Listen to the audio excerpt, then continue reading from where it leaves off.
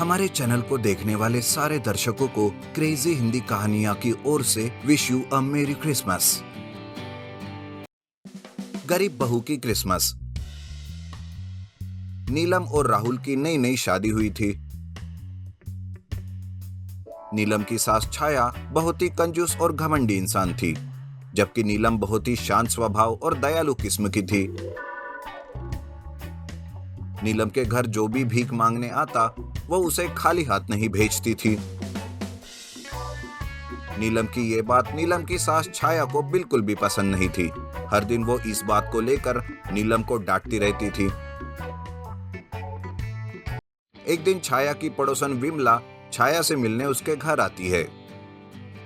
छाया बहन, ओ छाया बहन, क्या कर रही हो? कुछ नहीं, आओ आओ विमला, कहो कैसे आना हुआ? वो क्या है ना, क्रिसमस आ रहा है, मैं सोच रही थी कि शॉपिंग कर लूं। वैसे भी बिना शॉपिंग के क्रिसमस में मजा नहीं आता। क्या तुम भी मेरे साथ चलोगी? नहीं नहीं, मेरा मन नहीं है, तुम जाओ। विमला वहां से चली जाती है कि तभी नीलम वहां आकर छाया से कहती है,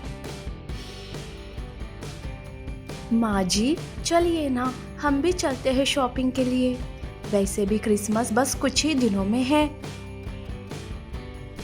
अच्छा, पैसे क्या तेरे स्वर्गवासी माता पिता ने छोड़ रखे हैं जो तू शॉपिंग करेगी? भिखारन कहीं की, जाकर काम देख अपना। पर माँ जी,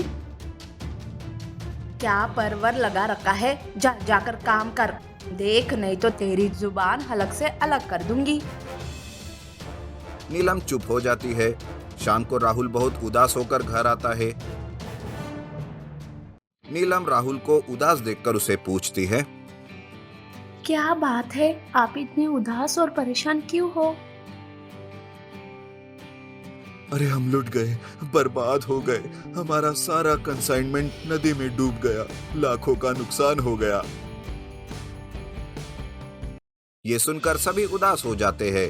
अब राहुल के पास कोई काम नहीं था। दिन बहुत ही मुश्किल से गुजर रहे थे। आखिरकार क्रिसमस वाला दिन आ ही गया। नीलम के आस पड़ोस वाले अपने घरों को खूब अच्छी तरह से सजा रहे थे। यह देख नीलम उदास होती है। उस दिन घर में सारा राशन खत्म हो चुका था, थोड़ा बहुत आटा बचा था। नीलम उससे रोटियां बनाती है, लेकिन कुछ ही देर बाद दरवाजे पर एक दस्तक होती है।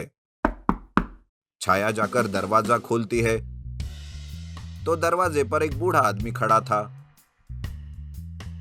देखो बेटा, 2 दिन से भूखा हूँ, बहुत भूख लग रही है, कुछ खाने के लिए है तो दे दो बेटा। अरे ओ बूढ़े, यहाँ हमारे खाने के लिए लाले पड़े हैं और ऊपर से तू चला आया यहाँ।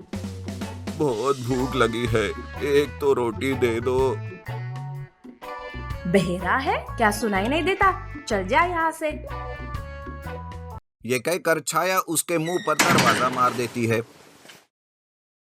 नीलम चुपके से रोटी लेकर बाहर आती है और उस बूढ़े आदमी को खिला देती है।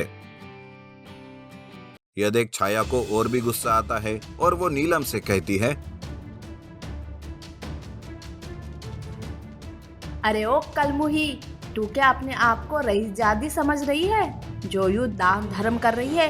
तूने तो अपने हिस्से की रोटी उस बूढ़े को दे दी, अब तू भूखी मर। ये सब सुनकर वो बूढ़ा आदमी कहता है, बेटी, तुम खुद भूखी रही और मेरी भूख मिटाने चली। भगवान तुम्हें हमेशा खुश रखे बेटी।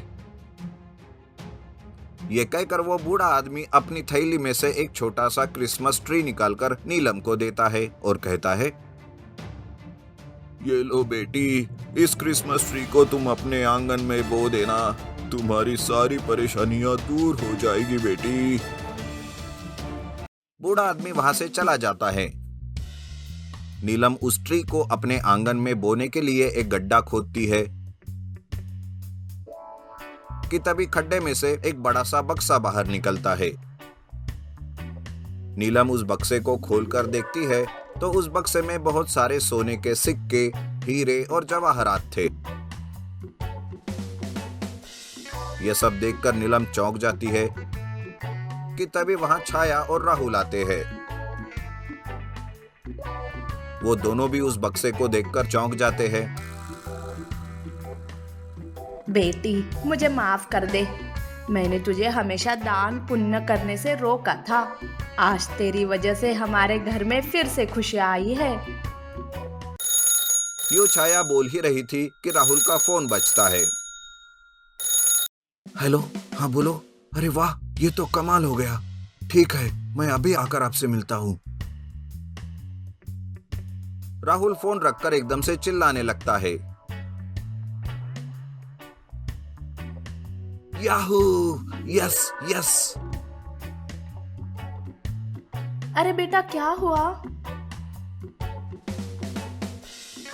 माँ, हमारा कंसाइनमेंट जो पानी में डूब गया था, उसका इंश्योरेंस मिल गया है। यह सुनकर सास बहू खुश हो जाते हैं और इस तरह वो धूमधाम से अपना क्रिसमस मनाते हैं और नीलम गरीबों में ढेर सारे तोहफे भी बांटती है।